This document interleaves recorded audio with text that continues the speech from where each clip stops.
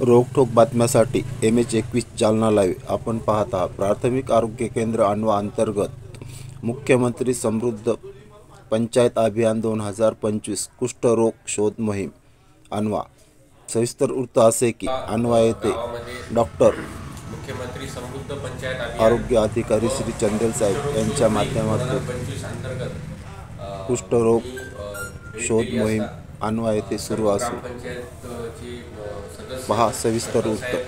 ग्रामविकास अधिकारी आणि आपले आरोग्य विभागाचे सर्व कर्मचारी हजर होते। आज दुसरा दिवस आहे कुष्ठरोग शोध मोहीमचा।